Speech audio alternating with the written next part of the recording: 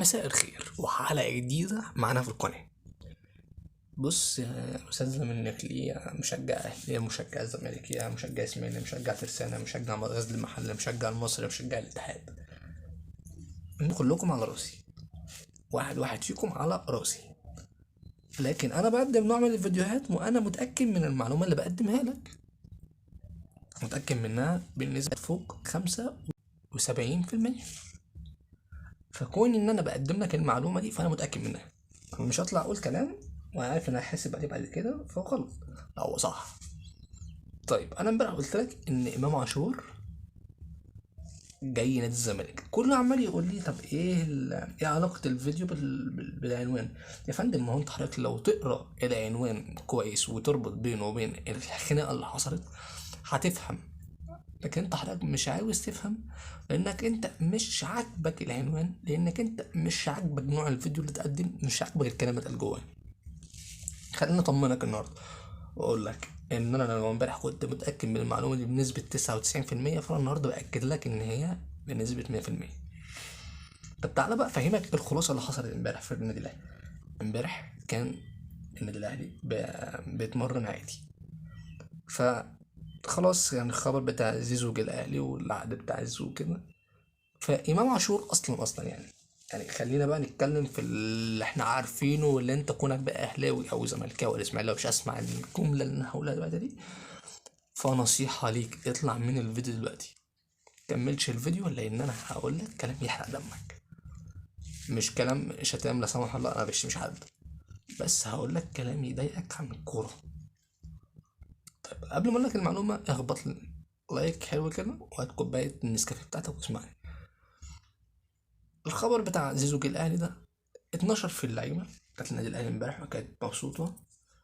فالا واحد، هو مين؟ هو امام عاشور. طيب في الزمالك امام عاشور لما مشي 2022 ولا 2023 في بدايه شهر يناير، الراجل كان جايله عرض زي ما قلنا من فرق في دنمارك. فالراجل جه العرض من ميتلاند دنماركي، فالراجل راح. طب ليه سبب ان الراجل ده راح؟ ما تقوليش بقى ان هو جه عشان الاحتراف، لا الراجل ده مش عشان هو كان عايز يبقى النجم الاوحد في نادي الزمالك، لكن زيزو كان هو الاول. زيزو كان هو الاول في نادي الزمالك، ودي معرفه لغايه دلوقتي لحد الوقت اللي بكلمك فيه دلوقتي مش حد قد زيزو. الراجل ده اصبح خامس الهدافين التاريخيين حد حازم امام كبير وحماده امام. فخلاص يعني دي شقة أبيت الراجل ده خلاص بقى من هدافين النادي، وبن شرقي بقى الأول في هدافين النادي.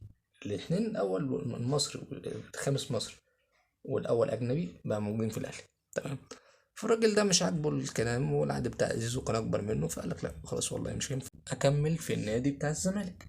ده كان كلام إمام عاشور وقتها، وده كلام يعني أنا مش واخده من دماغي ولا ده حد من اللي كانوا أصدقاء إمام عاشور في وقت الزمالك. فرخ نفسه راح الدنمارك وبعد كده يعني جه الأهلي على أساس إن هو خلاص يعني زيزو النجم الأوحد في الزمالك عمره ما هيجي النادي الأهلي نهائي. تلف الأيام بعدها بسنتين واللاعب يروح الأهلي.